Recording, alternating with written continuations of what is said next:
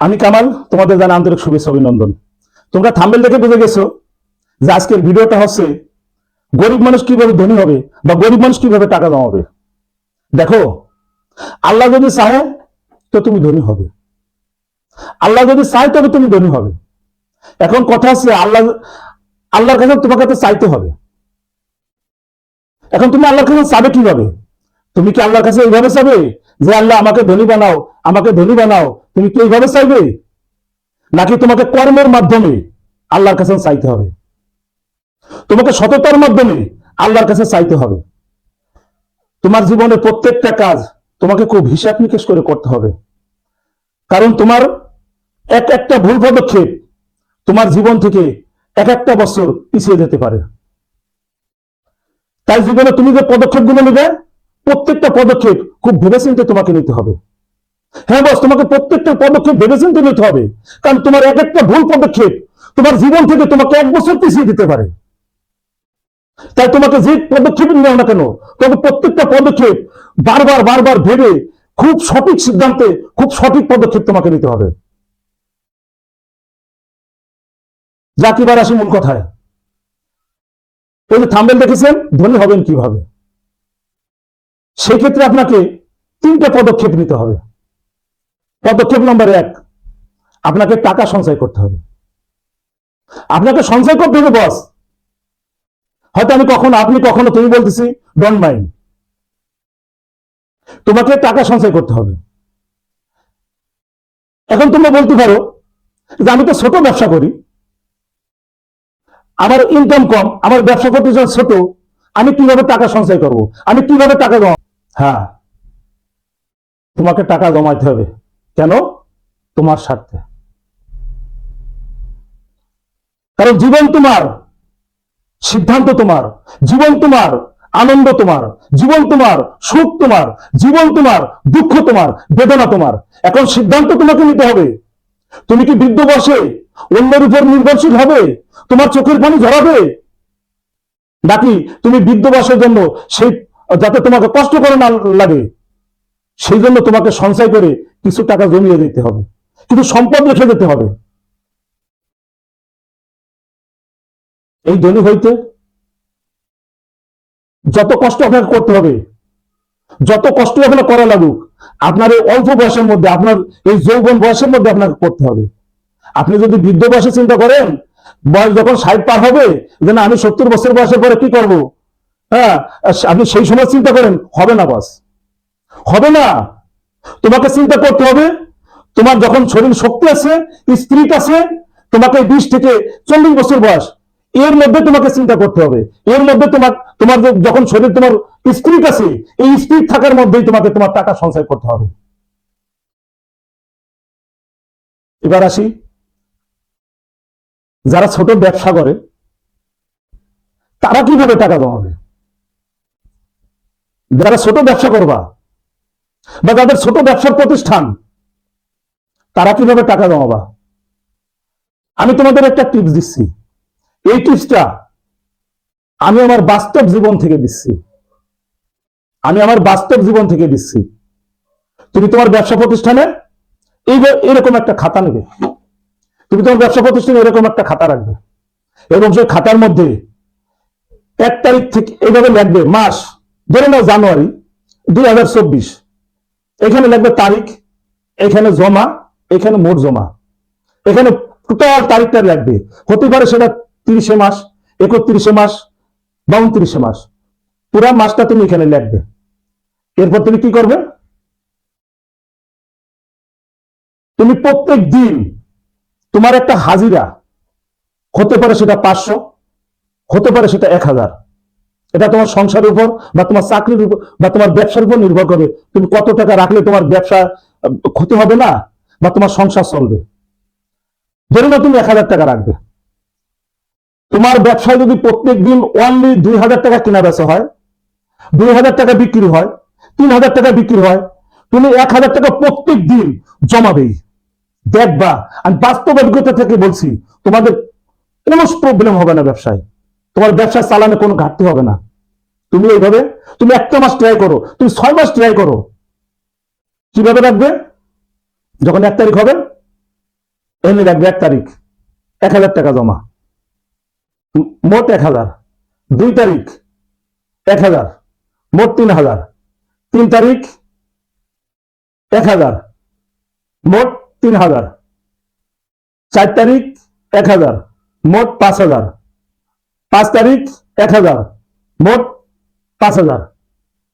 তুমি এইভাবে ফুল মাস 1 তারিখ থেকে মাসের শেষ অবধি তুমি এইভাবে টাকাটা খাতায় লিখে লিখে আলাদা একটা পাত্রে জমাবে।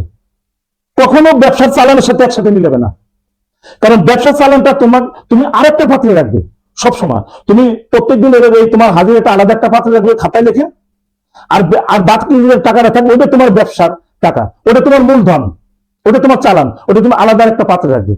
ওই আলাদা যে টাকাটা রাখছো ওই টাকাটা দিয়ে তুমি তোমার দৈনন্দিন ব্যবসা পরিচালনা করবে। দেখো ঘাটতি হয় কিনা। আমি আমার বাস্তব অভিজ্ঞতা থেকে বলছি, তুমি ঘাটতিতে পড়বে না। তারপরে যদি ঘাটতি পড়ে তখন তুমি এখান থেকে কিছু কিছু টাকা তুমি এখানে নিলে।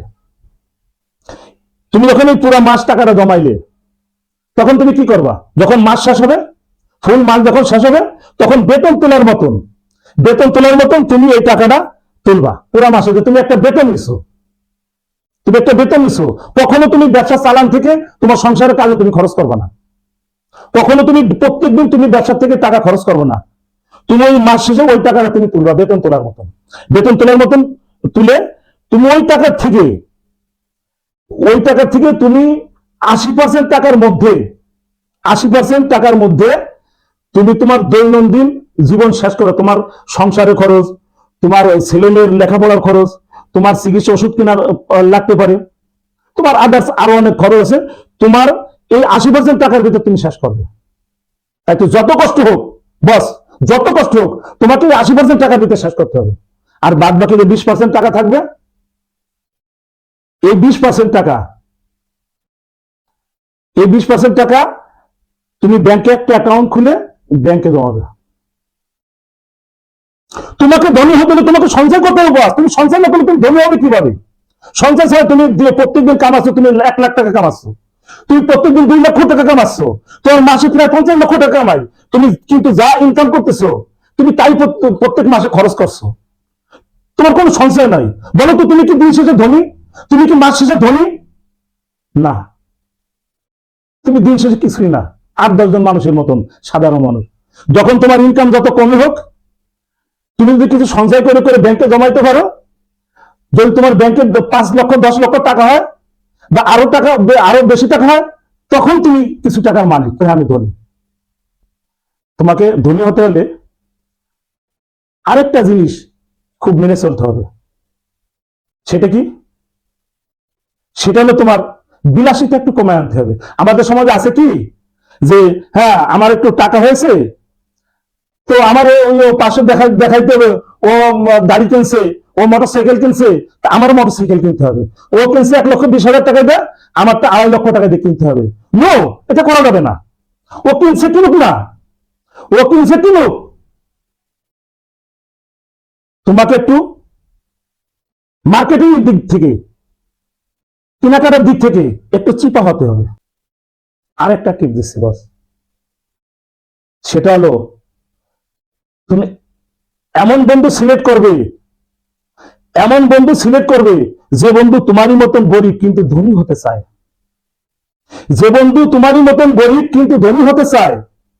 এমনই বন্ধু তুমি সিলেক্ট করো।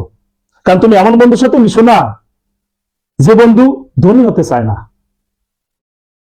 তার সাথে দেখা করলে তুমি হয়তো বিভিন্ন ব্যাপারে তুমি শেয়ার করছো, সে দেখবে অন্য বুক দিয়ে চলতেছে, সে তোমার মানে তোমাকে খুব অ্যাগ্রেসিভ দেখাচ্ছে না, তখন তোমার একটু মন নষ্ট হয়ে যাবে। তখন তুমি এর থেকে বেরিয়ে আসবা।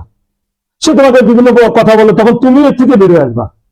তুমি এমন বন্ধুর সাথে, তোমার কয়েকটা বছর তুমি এমন বন্ধুর সাথে চলো যে বন্ধু মন এবং তোমার মন একই কথা বলে, একই তালে চলে, একই সুরে চলে।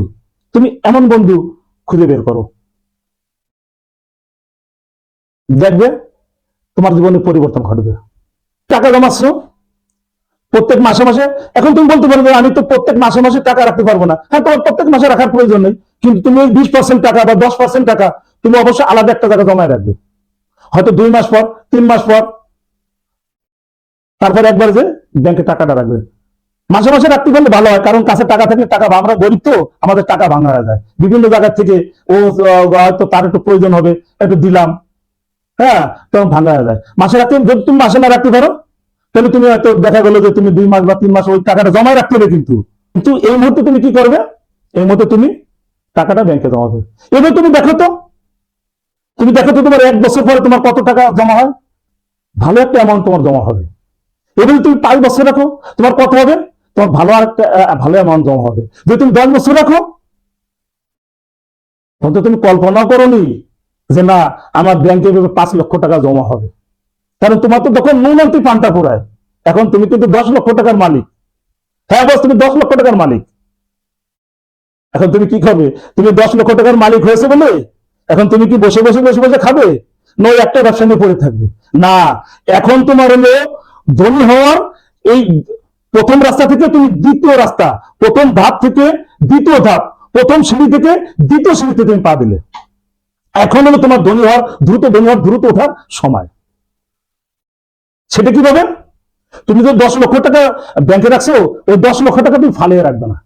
কি করবে? ওই 10 লক্ষ টাকা থেকে 2 লক্ষ টাকা বা 3 লক্ষ টাকা বা 4 লক্ষ টাকা আরেকটা ব্যবসার আইডিয়া করবে, অন্য আরেকটা কর্মসংস্থান সৃষ্টি করবে। সেটা হয়তো পারে অন্য একটা ব্যবসা, সেটা হইতে পারে একটা রাখি ব্যবসা। যেমন তোমার গ্রামে, তুমি যদি গ্রামের হও, সিজনলি তোমার যে একটা ফসল ওঠে, তোমার এলাকায় পেঁয়াজ ওঠে, রসুন ওঠে, অনেক কিছু পাট ওঠে, তুমি কিনে রাখতে পারো সিজনলি। যখন প্রথম ওঠে তখন তো দাম একটু কম থাকে, তাই না? তখন তুমি কিনে রাখতে পারো।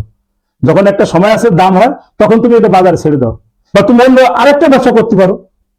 তোমাকে নতুন নতুন কর্ম সৃষ্টি করতে হবে। এইভাবে তোমাকে আস্তে আস্তে আস্তে একটা, দুটো, তিনটে ব্যবসা ধরতে হবে।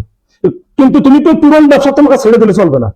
তোমার ওই ব্যবসা, প্রত্যেকটা ব্যবসা, পিছনের ব্যবসা ঠিক রেখে একটু সময় বের করে, একটু শ্রম বের করে তোমাকে করতে হবে, দেখতে হবে আমি কোন সময় কোন ব্যবসাটা টাইম দিতে পারো। এই টাইমটা তোমাকে মেনটেন করতে হবে। তোমার জীবনে এই 20 বছর বয়স থেকে 40 বছর বয়স পর্যন্ত তোমাকে ছুটতে হবে 1000% স্পিড। আমরা তো সাধারণত 100% স্পিড শুনছি বস। 1000% শুনেছো? এই 20টা বছর তুমি 1000% গতিতে তোমাকে ছুটতে হবে। এই 2-3টা ব্যবসা তুমি পরিচালনা করবে। এরপরে যখন তোমার 40 থেকে 50 বছর বয়স হবে, তুমি 20 বছর, বা তুমি আমার এই ভিডিওটা যারা দেখছেন, যেহেতু পিছিয়ে করছেন, তাহলে এখন থেকেই মুভমেন্ট নেন। তারপর কিছু বছর পরে দেখেন যে আপনার রেজাল্ট কি। আপনার বৃদ্ধ বয়সে কারোর উপর নির্ভরশীল হয়ে থাকা লাগবে না।